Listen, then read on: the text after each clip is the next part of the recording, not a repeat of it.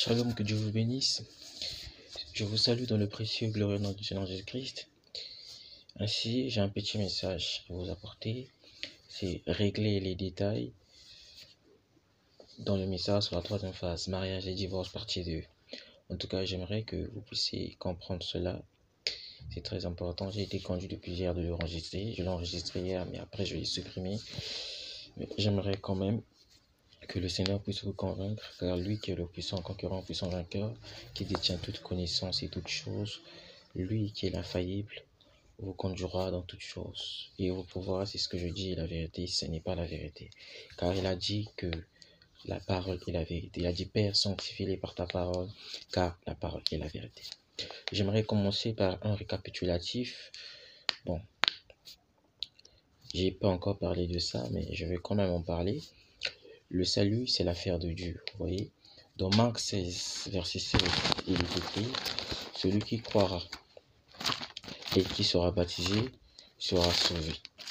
Vous voyez, celui qui croira au Seigneur Jésus-Christ et confessera au Seigneur Jésus-Christ par révélation dans son cœur, celui-là sera sauvé.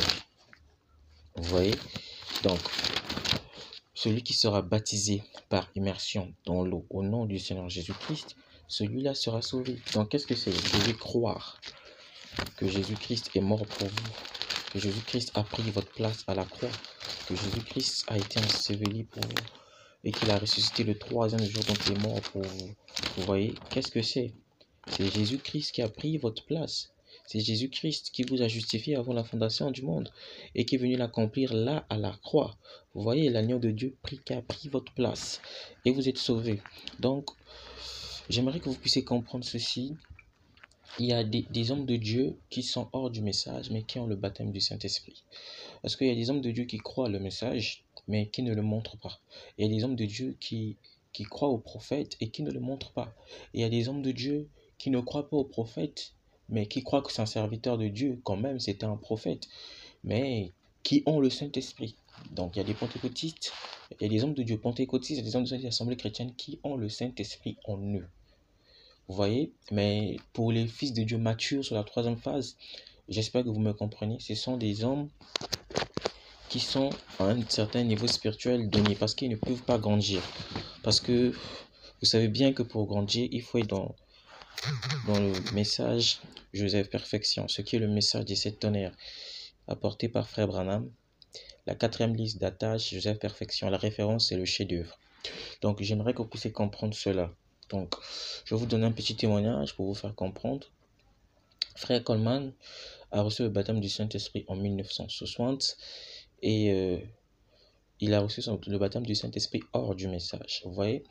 Et le Seigneur lui a donné le Saint-Esprit, vous voyez. C'est le même Saint-Esprit qui avait le prophète. Vous voyez, il n'y a pas deux Saint-Esprits. C'est le même Saint-Esprit qui avait le frère Neville. Vous voyez, c'est le même Saint-Esprit. Vous voyez, donc frère Coleman avait été baptisé du baptême du Saint-Esprit en 1960, qui est un grand prédicateur que tous les prédicateurs connaissent, un homme de feu. Mais Dieu l'a oint avec la foi de Malachie 4 quand il est venu au message, quand il a cru le message, quand il a accepté le message et qu'il a suivi la colonne de feu au travers du message. Parce que ce message, s'il n'est pas un message de Frère Branham, c'est le message de Jésus-Christ, c'est le message de la colonne de feu, parce que c'est le message du Seigneur Sauveur Jésus-Christ, le Dieu qui a envoyé notre précieux prophète William Marion Branham. Donc j'aimerais que vous puissiez comprendre ces choses. Ce sont des petits détails qu'on doit régler.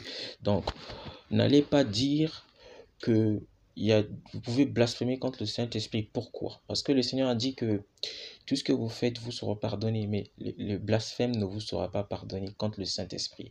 Parce que lorsqu'on a insulté le Seigneur Jésus de Béelzébul et de tout ça, il leur a dit que le blasphème ne vous sera pas pardonné. Vous voyez, ni dans ce siècle, ni dans le siècle à venir. Donc, faites attention. Il y a des hommes de Dieu qui sont pentecôtistes, mais qui ont le Saint-Esprit dans leur cœur. Vous voyez, ils sont sauvés. Pourquoi? Parce qu'ils ont accompli l'Écriture. Qu'est-ce que l'Écriture dit dans Marc 16, verset 7? Dit que celui qui croira et qui sera baptisé sera sauvé. Baptisé comment? Par immersion dans l'eau au nom du Seigneur Jésus-Christ. Le baptême biblique, acte 2, verset 38. C'est quelque chose de très important. Vous devez prendre ça vraiment au sérieux. Vous voyez, donc évitez de de dire du n'importe quoi, soyez prudents. Nous, la grâce que Dieu nous a faite, c'est que nous sommes au message. La différence entre ces hommes de Dieu qui ont le baptême du Saint-Esprit, mais qui sont hors du message, et nous, l'ange du Seigneur lui-même avait établi la différence en 1933, quand il est apparu dans la rivière Oyo, sous la forme d'une étoile, d'une lumière. Il a dit que de même que j'ai envoyé Jean-Baptiste préparer ma première venue, je t'envoie avec un message pour préparer ma seconde venue. Donc l'ange avait envoyé Frère Branham pour préparer la seconde venue. Et nous savons que la seconde venue du Seigneur Jésus-Christ, c'est l'enlèvement.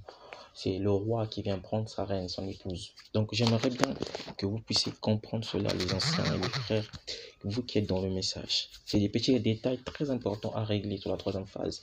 Parce qu'il y a des jeunes hommes qui sont là, qui sont capables de se délier des liens du diable, et il y a des pères qui sont prêts à être adoptés. Mais les pères qui sont prêts à être adoptés sont rares. Donc j'aimerais quand même que vous puissiez saisir cela. Car sur la troisième phase, Dieu ne veut pas des bébés pentecôtistes. Dieu veut des bébés spirituels et surnaturels qui vont devenir des enfants et qui vont grandir jusqu'à devenir des jeunes hommes et jusqu'à devenir des pères prêts à adopter. Ce sont les expériences chrétiennes et ça se trouve dans la parole de Dieu. J'aimerais continuer dessus sur le mariage et divorce, partie 2. J'aimerais rentrer dans le vif du sujet. Bon. Aujourd'hui, dans notre génération, nous avons un fil tendu. Et le fil tendu, c'est laquelle? C'est la relation. Vous voyez, un homme qui atteint l'âge de la majorité, dans notre génération à nous, il veut pas être seul. Et c'est totalement normal. Parce que la Bible dit, jeune homme, marie-toi. Parce qu'il doit être en couple. Pourquoi? Parce qu'il se sent seul. Vous voyez? Mais ceux qui peuvent arriver de rester célibataires, ils le restent. Et bien, vous savez, Frère Branham dit que dans cette génération, pour être à l'abri de la séduction, il faut se marier. À l'abri de la séduction, il faut se marier. Donc, c'est normal parce que l'humain a l'horreur de l'oisiveté. J'aimerais souligner deux choses dessus. J'aimerais parler des relations hors volonté de Dieu et les relations dans la volonté de Dieu. Vous voyez? Il y a ce qu'on appelle le concubinage. Le concubinage est défini par l'article 515-8 du Code civil français comme étant une union de fait caractérisée par une durée et une permanence. Il y a une certaine stabilité dans le concubinage. Vous voyez? Mais par contre, vous savez que le concubinage, toute personne peut être dans le concubinage. À quel moment? Lorsque vous entretenez une relation qui a une certaine permanence et qui est stable et que vous vivez ensemble dans un foyer. C'est ça même la vraie notion du concubinage, vous voyez. Il arrive qu'il y a beaucoup des frères qui vivent dans le concubinage et qui ont connu les sœurs, ils sont tombés avec les sœurs. Cela est hors volonté de Dieu, vous voyez. Ces frères qui sont tombés avec la sœur et qui s'est accouplé avec une sœur, cela n'est pas agréable à Dieu, c'est hors volonté de Dieu.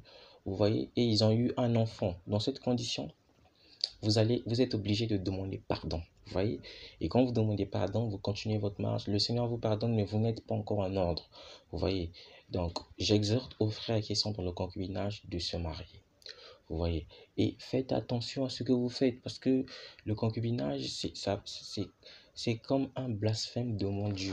Vous voyez, aux oreilles de Dieu, le concubinage paraît comme, non pas que ça paraisse, c'est un blasphème aux yeux de Dieu, parce que pour Dieu, vous devez vous marier. Vous voyez, un homme pour être en ordre avec Dieu, il doit se marier. J'espère que vous comprenez ces choses, c'est très important. Vous voyez, ces petits détails sur la troisième phase, vous voyez, c'est très important. C'est la continuité du mariage et divorce. C'est ce qui est dans le mariage et divorce. Vous n'avez pas fait attention sur ça. Frère Branham a crié, il a parlé. Vous n'avez pas fait attention sur ça. Je vous invite à écouter mariage et divorce, à écouter le choix d'une épouse. Parce que c'est très important. Sinon, vous n'allez pas comprendre ce que je veux dire. J'aimerais vous parler de la volonté parfaite dans le mariage. J'aimerais prendre une écriture, 1 Corinthiens 7. 1 Corinthiens 7, verset 10. Que nous dit la Bible? La Bible nous dit: à ceux qui sont mariés, j'ordonne, non pas moi, mais le Seigneur, que la femme ne se sépare point de son mari. Vous voyez, c'est ça la volonté parfaite de Dieu. Lorsque vous vous mariez, Dieu veut que vous ne puissiez pas vous séparer. Ceci est très important. Vous voyez, si quelqu'un croit être prophète ou inspiré, qu'il reconnaisse que ceci est un commandement du Seigneur. Vous voyez, ceci est très important. Ceci constitue un nœud. Vous voyez, un nœud très important pour les couples. Vous voyez, lorsque vous vous mariez pas pour un but de vous séparer. Lorsque vous vous séparez, c'est une volonté permissible. Dieu n'est pas dedans. Ça, c'est votre propre volonté. Et vous attristez le Saint-Esprit lorsque vous vous séparez. Le divorce n'est pas la volonté de Dieu. Le divorce, Dieu le permet, c'est une volonté permissible. Nous allons aller dans la volonté permissible de Dieu, le divorce. Qu'est-ce que Jésus-Christ dit lui-même du fait de chair, Dieu dans la tribu du Fils? Qu'est-ce qu'il dit sur le divorce? Matthieu 5, verset 32. Regardez ce que le Seigneur dit dessus. Il dit, mais moi je vous dis que celui qui repudie sa femme, sauf pour cause d'adultère, d'infidélité, l'expose à devenir adultère, et que celui qui épouse une femme répudiée commet un adultère. Donc la seule façon de répudier votre femme, c'est pour cause d'adultère. Et Frère Branham a réglé cette chose dans mariage et divorce. Et il vous a donné la volonté permissible. Parce que le prophète vous a bien fait comprendre que le divorce n'était pas la volonté parfaite de Dieu. Mais vous n'avez pas saisi cela. Le divorce était la volonté parfaite de Dieu. Permissible de Dieu, pardonnez-moi. Le divorce a toujours été la volonté permissible de Dieu. Ça n'a jamais été la volonté parfaite de Dieu. Pourquoi? Parce que le divorce, il y a une division spirituelle et physique. Mais alors que vous n'êtes pas censé vous séparer. Pourquoi? Parce que Dieu vous a prédestiné à être ensemble. Vous voyez, voilà pourquoi Frère Branham dit dans la statue de l'homme parfait, si vous l'aimez au point de ne peut pas vivre sans elle, alors là, épousez-la. Quand Frère Branham le dit, les gens n'ont pas fait attention. Pourquoi Frère Branham a dit ça? Il avait dit ça par inspiration. C'était le Saint-Esprit qui avait parlé par Frère Branham. Vous voyez, quand le prophète a dit ça, Dieu lui a remis à l'esprit ce qui s'était passé. Vous voyez, parfois Frère Branham ne pouvait pas savoir comment il a dit cela, parce que c'est le Saint-Esprit. Mais parfois il pouvait savoir pourquoi il a dit cela. Mais je suis sûr qu'il savait pourquoi il avait dit cela. Pourquoi? Parce que Ève venait d'Adam et votre femme vient de vous. La preuve, c'est que dans la Bible, au commencement, lorsque Dieu créa l'homme, la Bible nous dit que Dieu créa l'homme. Vous voyez, dans Genèse 1, 27, Dieu créa l'homme esprit. Vous voyez, Amen. Parce qu'au commencement, Elohim, vous voyez, dans le Logos, a créé le monde. Vous voyez, quand il a créé le monde, il a créé l'homme. Vous voyez, quand il a créé l'homme qui devait dominer sur la terre, il a créé l'homme esprit. Genèse 1, 27, vous voyez, et l'homme avait deux esprits. L'esprit féminin et masculin. Vous voyez, dans Genèse 2, 7, Dieu forme l'homme de la poussière de la terre. Vous voyez, mais l'homme se retrouve seul. Vous voyez, mais l'homme avait des côtes parfaits et idéales. Quand je parle de ça, l'homme avait 13 côtes. C'était des côtes parfaits. Vous voyez, Dieu fait quelque chose qui paraît juste. Pourquoi? Parce que Dieu est toujours juste, et qui paraît parfait parce que Dieu est toujours parfait. Bon, pas pareil, qui est parfait, pardonnez-moi. Donc, pour Dieu, il devait former Ève, parce que Ève est un produit dérivé de la création. C'était pourquoi? C'était pour que Adam ne se sente pas seul. Parce que Dieu avait constaté qu'Adam se sentait délaissé. Et Dieu ne voulait pas que sa créature, que son fils Adam, son fils adoré, son fils aimé, qui se sente seul. Voilà pourquoi Dieu a formé Ève de la poussière de la terre. Mais la Bible nous dit qu'avant ça, la Bible nous dit que Dieu a fit dormir un profond sommeil chez Adam. Et Dieu soutira la 13e côte de Adam. Et il donna cette côte à Ève. Vous voyez, la femme est la 13e côte de l'homme. Vous voyez, la femme porte le chiffre 13. Frère Branham a parlé de ça, mais vous n'avez pas saisi. Vous voyez, pourquoi? Parce que la femme vient de l'homme. Vous êtes une partie de votre homme. Voilà pourquoi il y a tant de divorces. Parce que les gens se marient par manque de révélation. Les gens se marient par intérêt. Vous voyez, les gens se marient pour cause d'argent. C'est un intérêt dévoué. Vous voyez, l'apôtre Paul dit que l'argent est la racine de tous les maux. Vous devez vous marier par révélation. Ça doit être donné par Dieu. Ça doit tourner du ciel. Pourquoi? Parce que ce n'est pas quelque chose qui est comme ça. Vous voyez, le mariage est divin. Et le mariage, c'est une institution divine. Vous voyez, la manière que l'État respecte le mariage, c'est la preuve même que c'est Dieu qui a institué le mariage. Vous voyez, il n'y a aucune relation juridique, il n'y a aucun couple juridique qui est pris au sérieux comme le mariage. Vous voyez, on ne prend pas le Pacs le pacte civil de solidarité au sérieux comme le mariage. On ne prend pas le concubinage au sérieux comme le mariage parce que l'État n'accorde pas trop d'importance au concubinage. Vous voyez, parce que ça ne produit pas trop d'effets juridiques comme tel. Parce que le concubinage, ce n'est pas un acte juridique comme tel. Vous voyez, mais le mariage, puisque c'est une institution divine instituée par Dieu, cela a vraiment une grande importance au sein de la société. C'est la preuve qu'au commencement, Dieu avait institué le mariage. Vous voyez, Dieu donna Ève pour femme à Adam. Vous voyez, cela est la Bible, c'est pas moi, c'est la Bible qui le dit. Vous voyez, vous devez le saisir. C'est ça, c'est très important. Vous voyez, donc, votre femme vient de vous. Votre femme est une partie de vous. Vous voyez, aujourd'hui, pourquoi il y a tant de divisions? Les frères se marient et ils se divisent. C'est parce qu'ils ne se marient pas dans la volonté parfaite de Dieu. C'est parce qu'ils font leur propre volonté. Vous voyez, ils se marient dans la volonté permissible. Un vrai couple qui est marié par la volonté parfaite de Dieu ne va pas se séparer. Vous voyez, la seule chose qui peut les séparer, c'est la mort. Vous voyez, si vous vous séparez, c'est que vous n'avez jamais été marié dans la volonté parfaite de Dieu. Pourquoi? Parce que la volonté parfaite de Dieu, Dieu l'a exprimée par son prophète. Premièrement, dans la Bible, quand il montra que Ève vient d'Adam. Et secondo, il a exprimé dans le message. Mais c'était voilé. Pourquoi je dis qu'il a exprimé dans le message? Parce que dans le choix d'une épouse, Dieu parle par son prophète. Il a dit par son prophète que vous devez mettre les genoux par terre et demander la volonté de Dieu. Vous voyez, Dieu doit vous montrer votre femme. Pourquoi Dieu dit cela? Parce qu'il savait que votre femme vient de vous. Vous voyez, voilà pourquoi Dieu a dit que la femme quittera. L'homme quittera son père et sa mère et s'attachera à sa femme et vous deviendrez une seule chair. Tu ne peux pas devenir une seule chair avec quelqu'un qui n'a pas été fait pour toi. Tu ne peux que devenir une seule chair avec quelqu'un qui a été fait pour toi.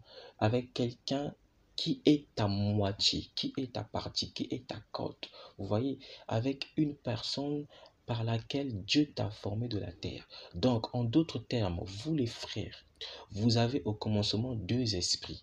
Vous voyez, quand Dieu vous a créé, vous avez deux esprits. Il y avait un esprit féminin, il y avait un esprit masculin en vous. Vous voyez, c'est Elohim. Vous voyez, c'est sur la troisième phase. Vous voyez, qu'est-ce qui s'est passé? Vous voyez, quand Dieu vous a créé, vous avez deux esprits, l'esprit féminin et l'esprit masculin. Mais dans cet esprit masculin, vous voyez, l'esprit féminin était là. Mais Dieu a pris l'esprit féminin pour former la femme. J'espère que là, vous comprenez. Donc, votre femme, elle vient de vous. Vous voyez, ceci doit être pour vous un absolu. Donc, quand Frère Branham parle, vous devez le prendre au sérieux. Et vous savez, c'est la raison pour laquelle aujourd'hui, quand beaucoup de frères disent qu'ils croient le message, devant Dieu, ça paraît comme s'ils blasphémaient. Pourquoi? Parce que quand tu crois le message, tu dois le vivre. Vous voyez? Parce que quand tu dis tu crois le message devant Dieu et tu fais le contraire, Dieu est capable de te tuer. Vous voyez? Voilà pourquoi Dieu ne s'occupe plus de tout le monde. Voilà pourquoi Dieu regarde seulement. Vous voyez? Dieu les attend quelque part. Vous voyez, Dieu les attend tous quelque part. Ils ont un point de repère où Dieu les attend. Quand vous vous mariez avec une sœur, ce n'est pas votre femme. Mais vous n'allez pas aller nulle part. Vous allez aller nulle part, frère. Vous allez aller nulle part parce que ce n'est pas votre femme. Elle ne vient pas de vous. Lorsque les chercheurs disent que votre femme est votre âme sœur, c'est juste parce qu'elle vient de vous, parce que c'est votre 13e côte. Vous voyez, vous, il vous reste que 12 côtes. Mais la 13e côte, c'est votre femme. Elle vient de vous. Vous voyez, c'est votre âme sœur. Cela est juste. C'est scripturaire. C'est dans la Bible. Vous voyez, regardez bien les Écritures, vous allez comprendre. Vous voyez, et le prophète n'a cessé de vous expliquer cela. Il a cessé de vous faire comprendre cela. Voilà pourquoi Frère Branham, par révélation, il a dit que, dans le statut de l'homme parfait, il a dit que, il dit bien que si vous l'aimez au point où vous pouvez vivre sans elle, alors là, épousez-la. Pourquoi il a dit cela? Parce que Frère Branham était dans la pensée d'Élohim et il savait que vous ne pouvez que aimer une femme au point où vous ne pouvez vivre sans elle, celle qui vient de vous. Vous voyez. Vous allez me dire, Frère Exaucé, Méda venait de Frère Branham. Ben oui, Méda était en Frère Branham. Vous allez me dire, Frère Exaucé, de quoi tu parles? Mais c'est la vérité. Vous voyez. Sarah était-elle dans Abraham?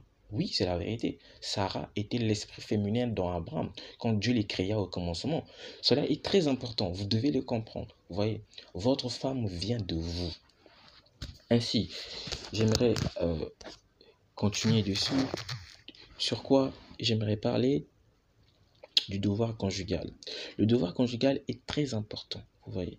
Le devoir conjugal, c'est ce qu'on appelle, en d'autres termes, les relations intimes dans le couple. Vous voyez, c'est très important. Aujourd'hui, les gens qui sont mariés, les frères qui sont mariés, ils veulent être des chrétiens jusqu'au lit.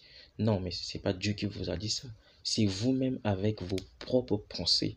Vous voyez, Dieu sait que vous êtes chrétien quand vous recevez le baptême du Saint-Esprit. Parce que on dit, un chrétien signifie être semblable à Christ. Quand vous recevez l'Esprit de Christ, vous êtes un chrétien. Vous êtes là inscrit dans le livre sacré d'or du christianisme. Vous voyez, donc il y a un livre sacré d'or où Dieu écrit les noms des chrétiens. Vous voyez, avant que vous veniez dans le monde, il a écrit dans un livre. Mais ça, c'est le livre de vie de l'agneau, frère, on en parle de ça. Il y a aussi un livre de vie, vous connaissez aussi cela.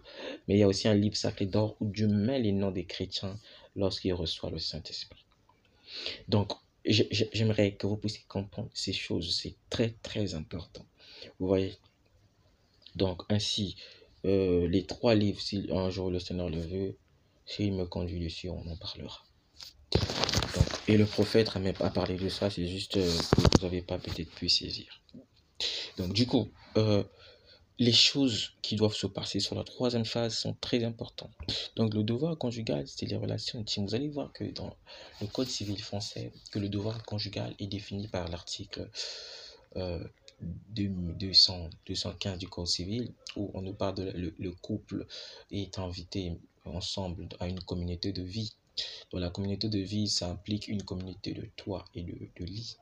Et dans la communauté de lit, on est obligé d'avoir des relations sexuelles. Vous voyez, même l'État reconnaît le devoir conjugal. Vous allez me dire, frère, je sais de quoi vous parlez. Est-ce que cela, c'est la Bible? Je vais vous prouver que c'est la Bible. Vous voyez, cela ne peut que être dans la Bible. Et je vais vous prouver que Salomon avait raison quand il a dit ce qui a été sera. Parce que rien n'est nouveau sous le soleil. Tout ce qui vient, c'est d'abord Dieu qui l'a fait avant que l'homme le fasse. Et Dieu n'est pas notre ami pour que quelque chose l'étonne. Rien ne peut l'étonner. Dieu avait tout institué et les humains ne font que le saisir. Maintenant, j'aimerais parler des Écritures. J'aimerais que vous puissiez suivre le cheminement. Je vais mettre des Écritures en parallèle, mais suivrez le cheminement parce que c'est très important. Il y a 1 Corinthiens 7. 1 Corinthiens 7. 1 Corinthiens 7, 3, 6. Que le mari rende à sa femme ce qu'il lui doit, et que la femme agisse de même envers son mari. La femme n'a pas autorité sur son propre corps, mais c'est le mari. Et pareillement, le mari n'a pas autorité sur son propre corps, mais c'est la femme. Ne vous privez point l'un de l'autre, si ce n'est d'un commun accord, pour un temps, afin de vaquer à la prière.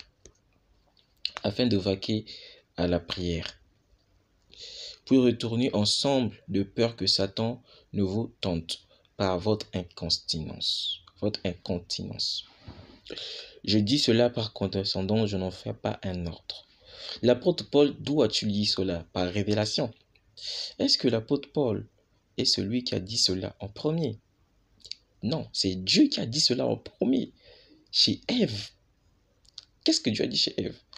Quand Dieu a dit chez Ève, parce que lorsqu'ils ont commis cet acte sexuel, comme l'avait dévoilé le prophète Malachie 4, dans le jardin d'Éden, Dieu a puni l'homme et la femme. Vous vous souvenez? Il a dit que l'homme mangera la sueur de son front, qui est devenu aujourd'hui une promesse pour les fils de Dieu sur la 3e phase. Une punition qui s'est transformée en promesse sur la 3e phase. Et il a dit à la femme, vous voyez, c'est pas moi, c'est ainsi dit la Bible. Il a dit à la femme, tes désirs se porteront vers l'homme, mais il dominera sur toi. Vous voyez, voilà pourquoi la femme, son amour envers son mari s'exprime dans la soumission. Vous voyez, ça s'exprime dans la soumission. Une femme doit être obéissante à son mari. Elle doit respecter son mari. Vous voyez, voilà pourquoi le prophète, il explique cela dans beaucoup de sermons, il parle de ça. Et beaucoup d'hommes de Dieu en parlent dans ces derniers jours. Que le rôle de la femme, c'est à la cuisine. Cela est scripturaire. Cela étant ainsi, dit le Seigneur. Vous voyez. Mais il peut arriver que Dieu, le souverain sacrificateur, le souverain suprême, le Seigneur Jésus-Christ, qu'il voie au-delà du temps, au travers du temps, et qu'il comprenne qu'il y a des choses qui arrivent dans la vie, il permet à l'homme de pouvoir donner l'ordre à sa femme de pouvoir travailler afin que la femme puisse subvenir, afin que les deux puissent s'entendre et qu'ils puissent subvenir aux besoins conjugaux. Vous voyez, par exemple, les charges de la maison, des choses qu'ils vont avec. Dieu n'est pas contre ça. Dieu est avec ça. Tant que la femme respecte son mari et tant que la femme fait un travail qui ne nuit pas au foyer et qui ne nuit pas au bien-être de la vie conjugale, donc de la vie commune, Dieu n'est pas contre ça. Parce que dans l'organisation de la vie commune, Dieu veut qu'il y ait beaucoup de choses dedans que vous devez respecter. Comme par exemple, Dieu veut que vous puissiez respecter les engagements. Vous voyez, dans les engagements, je veux parler de quoi? Lorsque un frère né de nouveau du Saint-Esprit épouse une sœur, il y a ce qu'on appelle la solidarité. Vous voyez, dans le Code civil, c'est défini par l'article 220 du Code civil. Vous voyez, les deux époux s'engagent solidairement. Lorsque un époux contracte une dette, cela engage l'autre époux automatiquement. Dieu n'est pas contre ça, Dieu est avec ça. Vous voyez, vous devez être solidaire dans le couple. Lorsque un frère prend une dette et qu'il est incapable, si sa femme travaille, elle peut payer. Sa femme a les moyens de payer, elle peut payer cette dette. Vous voyez, si un homme, votre femme vous a mis au courant d'une dette, vous voyez, et que votre femme a contracté cette dette, vous voyez, vous avez le droit de payer cette dette. Vous êtes dans le droit devant le Seigneur de payer cette dette. Mais s'il arrive que votre femme ne vous a pas dit pourquoi a-t-elle fait ça, posez-lui la question, pourquoi ne vous a-t-elle pas dit qu'elle devait prendre de l'argent chez quelqu'un que vous devez rembourser? Vous voyez, mais ne refusez pas de rembourser cet argent parce que Dieu ne sera pas d'accord avec vous. Parce que Dieu sait que quand vous l'avez épousé, vous connaissez son comportement. Dieu considère ça comme ça. Et donc, vous devez payer cette dette, quelles que soient les circonstances. La solidarité divine, elle vous oblige de payer la dette, même si votre femme ne vous a pas parler de cette dette. Mais cela ne donne pas le droit aux sœurs de parler, de faire ce genre de choses, de cacher à son mari si elle a contracté une certaine dette. Maintenant, j'aimerais souligner un truc. Et là, nous subissons un fléau. Beaucoup de frères meurent et laissent des femmes veuves. Et ces femmes souffrent parce que aujourd'hui, beaucoup de frères se sont mariés dans un régime appelé régime de séparation de biens. Vous voyez, et Dieu n'est pas d'accord avec ça. Vous voyez, Dieu croit que lorsque vous avez marié votre femme, c'est pour l'éternité. C'est jusqu'à ce que la mort vous sépare. Donc, pour Dieu, vous devez vous marier dans le régime de communauté de biens, pas un autre régime. Pensez à vos enfants, parce que vos enfants, c'est votre sang. Il y a le lien de sang qui est là. Vous voyez, vous devez penser à vos enfants. Vous voyez, vous devez regarder au lien du sang qui est là. Vous voyez, regardez au lien du sang qui est là, frère. Mariez-vous sous un régime de communauté de biens afin de couvrir vos enfants. Vous voyez, cela est la volonté du Seigneur. C'est ainsi dit le Seigneur. Vous devez faire cela. Vous voyez, ne laissez pas vos enfants errer. Cela attriste le Saint-Esprit. Car il y a beaucoup de frères qui ont beaucoup travaillé, qui ont eu de l'argent, qui ont eu des moyens, mais après ils se sont mariés sous un régime de séparation de biens. Dieu ne sait pas pourquoi ils ont agi comme ça, mais il a compris que Dieu sait que c'est de la folie humaine. Mais vous ne devez pas être fous, vous les frères, vous devez être sages. Maintenant, il peut arriver que votre femme ne respecte pas les devoirs conjugaux. Vous devez la faire asseoir, prier pour elle, la parler, parce que vous devez faire cela, parce que sinon le diable va vous tenter. Voilà pourquoi vous avez tant de tentations, tant d'épreuves. Pourquoi? Parce que vous n'êtes pas un couple comme il se doit. Voilà pourquoi j'étais en train de vous dire que la femme vient de l'homme. Lorsque la femme vient de l'homme, vous savez que vous êtes une partie de votre homme, et que vous êtes une seule chair, parce que Dieu a dit que l'homme quittera son père et sa mère, il s'attachera à sa femme et il deviendra une seule chair. Vous n'allez pas lui refuser votre corps, vous allez lui donner. Parce que, comme le dit l'apôtre Paul, votre corps ne vous appartient pas. Vous n'avez pas autorité sur votre corps. Et la femme de même, tu n'as pas autorité sur ton corps, l'homme de même. Vous ne devez pas vous priver de cela. Mais faites tout avec sagesse et qu'il y ait un équilibre dans le couple. Tout excès nuit. Donc, c'est des choses très importantes sur la troisième phase qui doivent être réglées. Que celui qui est prophète ou inspiré reconnaisse que ceci est un commandement du Seigneur. Donc, j'aimerais que vous puissiez comprendre cela. Parce que je ne le dis pas pour le plaisir de le dire. Je le dis parce que c'est très important pour les frères. Je le dis parce qu'il y a beaucoup de frères qui font des choses qui attristent le Saint-Esprit. Vous voyez. Maintenant, j'aimerais parler des points aujourd'hui. Aujourd'hui, beaucoup de frères engagent des fréquentations avec des sœurs sans pourtant respecter ce que le prophète a dit. Je vous dis malheur à ces frères, malheur à vous. Que vous ayez le Saint-Esprit ou pas, malheur à vous, parce que vous allez vivre un enfer sur terre. Vous voyez. Bien que l'enfer existe, frère, on dit que c'est une durée de temps. Vous voyez. Et que Dieu l'établira au moment opportun. Après le millénaire. Vous voyez.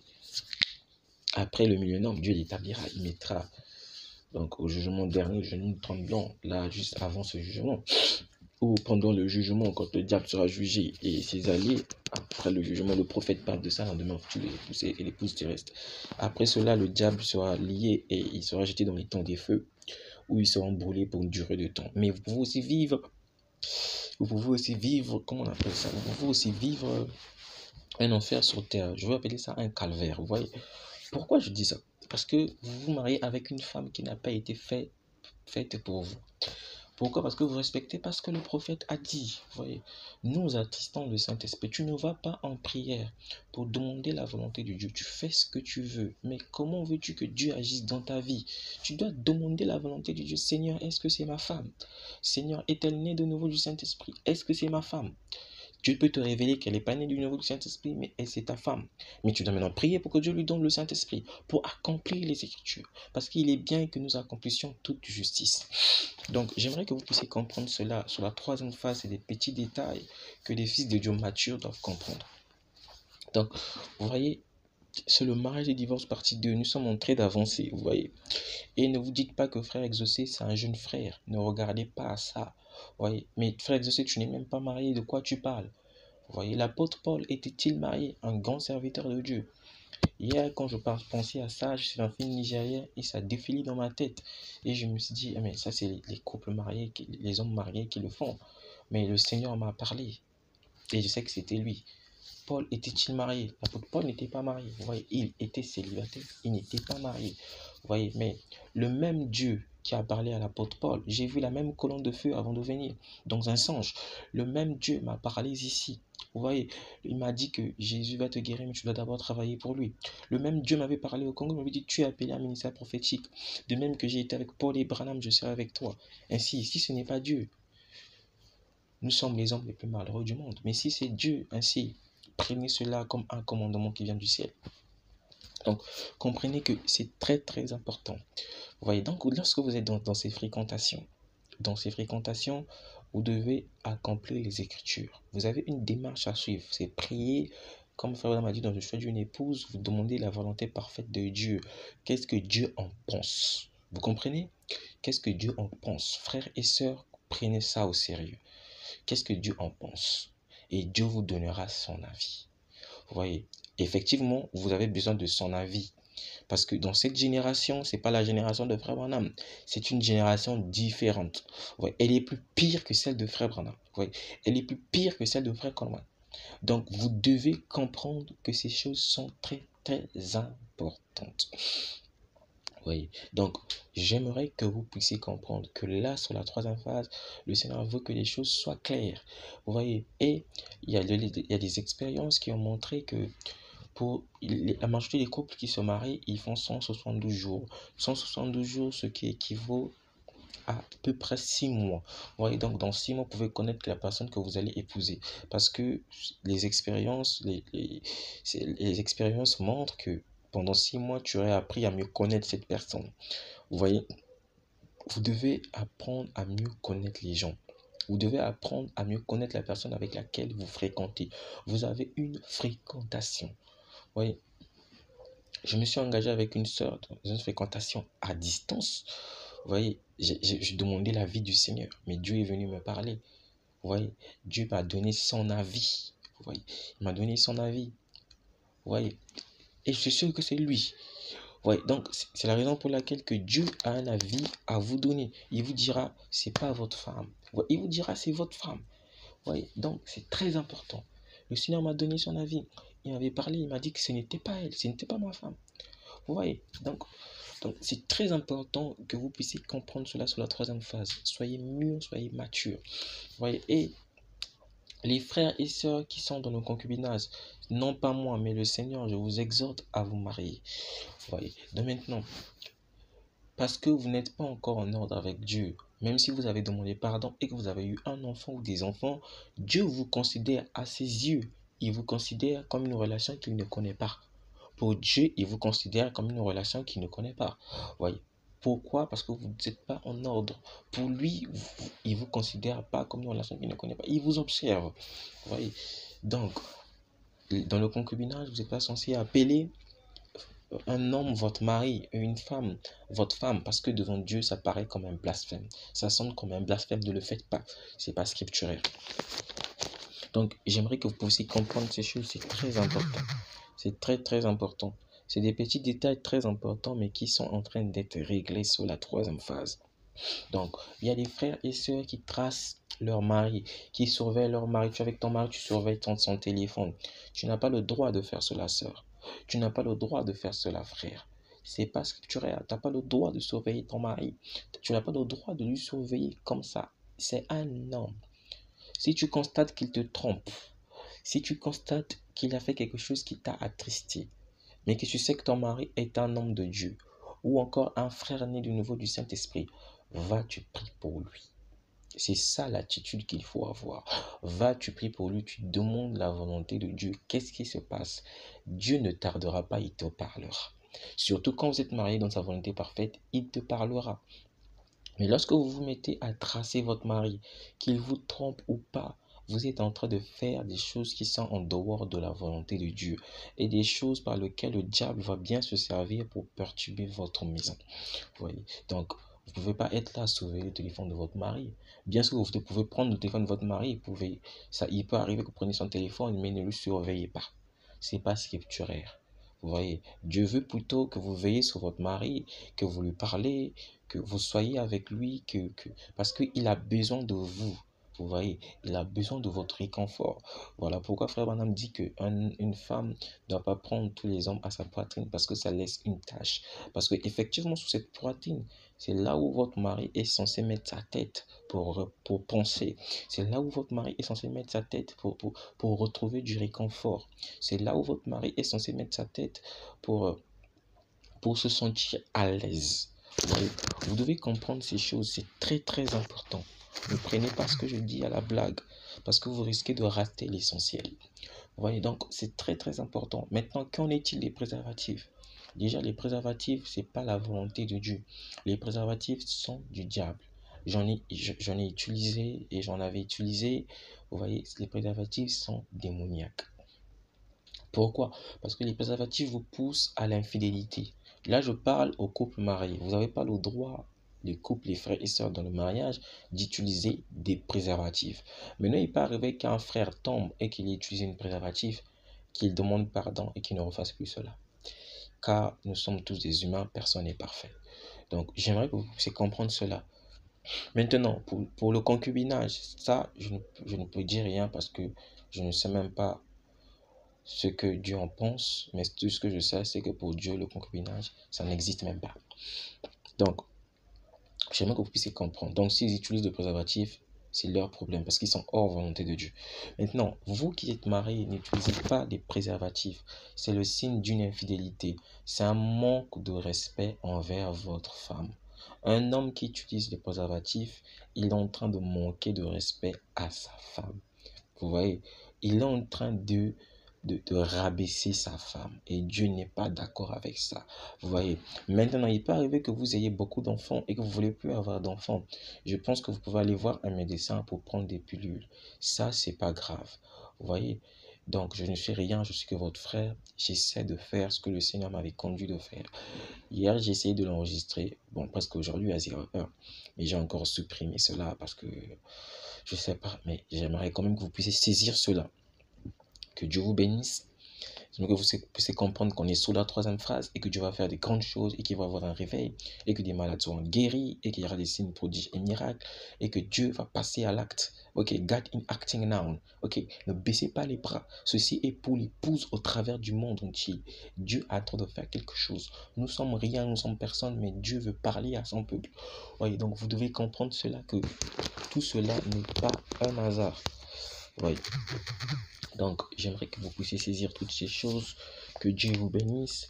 Et il y a une chose que j'aimerais ajouter. Dans les couples mariés, la femme doit respecter son mari. Vous voyez, parce que c'est l'homme qu'il doit honorer. Il doit le valoriser. Il doit le mettre à la place qu'il faut. Vous voyez, ne jouez pas avec votre mari. Vous voyez, mettez-lui à la place qu'il faut. Maintenant, il peut arriver que vous fassiez des blagues. Ça, c'est normal dans la vie courante, dans les couples. Mais respectez-le. Respectez-le. Donnez-lui sa place. Quand il est énervé et qu'il parle, ne répliquez pas parce que cela attriste Dieu. Et s'il y a des anges autour de vous, ils vont s'éloigner. Parce que c'est un signe d'impolitesse devant les anges. Vous n'êtes pas impoli devant les dieux, mais vous êtes, pardon, devant votre mari. Non seulement, pardonnez-moi, vous êtes impoli devant votre mari, non seulement, mais vous êtes aussi impoli devant Dieu. Donc, pour moi, je pourrais dire que c'est une offense devant Dieu de répliquer quand son mari parle. Ne le faites pas. Une femme ne doit pas répliquer quand son mari parle. Elle doit rester calme.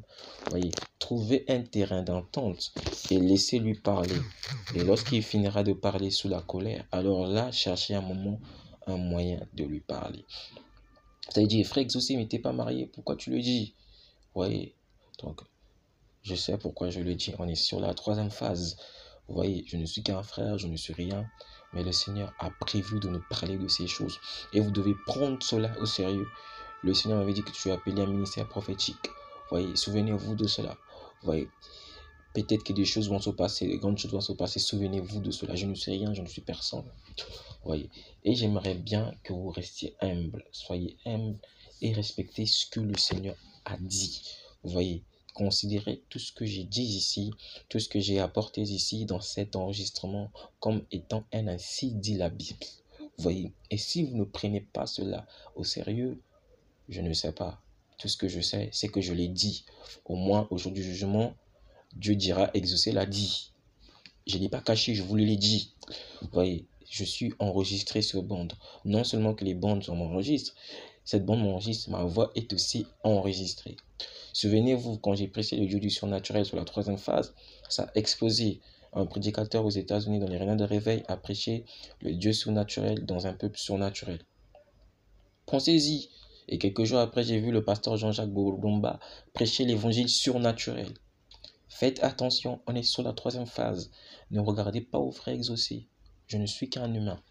Que Dieu vous bénisse, que Dieu soit avec vous. J'espère que vous avez saisi et j'espère que vous irez de l'avant et que vous allez comprendre ce que le Saint-Esprit a essayé de faire comprendre à l'Église, même s'il n'a pas dit carrément.